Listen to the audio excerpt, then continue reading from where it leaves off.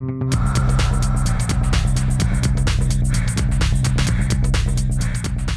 I'm Melanie McQuaid, and you're in the AVIA tent here in Richmond, Virginia. And we're going to talk about running shoes today. So there's a whole bunch of shoes you can look at here in the tent. We've got all the women's selection on this side with all their flashy colors.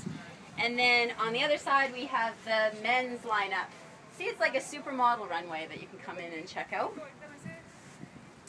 This weekend I've actually got a sneak peek at what's coming up in 2013. This is the Mantis.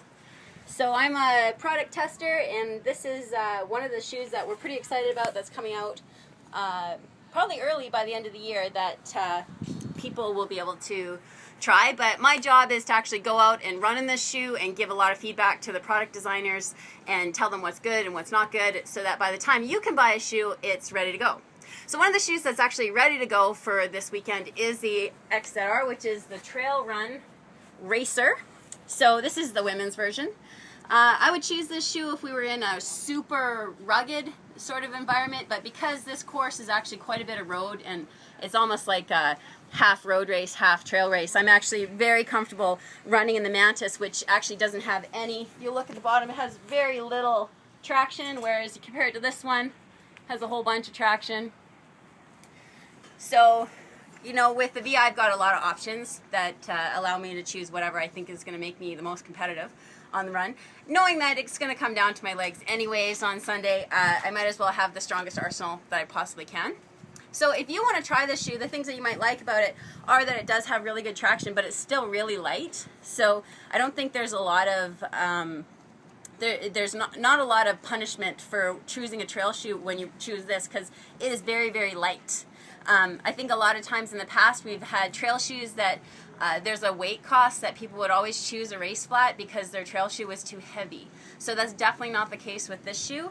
And it is really low profile, so it's also not really, it's not a lot of shoe on your foot, so your foot can actually feel the ground a little bit, which I think is really important for trail racing.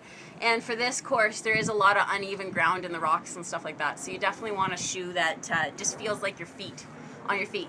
However, some people aren't neutral runners. I'm a neutral runner. I don't actually need a lot of support in my shoes. And one of the things about AVIA is they have this whole guidance scale. So if you're a crazy pronator or you're not a naturally built runner, then they probably have a shoe for you.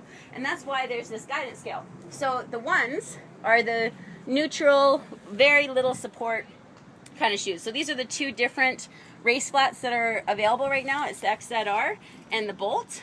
So that's just for racing. And then as you get up here into training, if you aren't a neutral runner, you might want to choose some guidance. So a 4 is like a moderate amount of stability control, 6 is more, and then 9 would be aggressive stability control. So no matter what kind of run you are, you might want to choose one of these shoes, or you basically use your stability shoe in training, and then you just give her on the day in your race flat.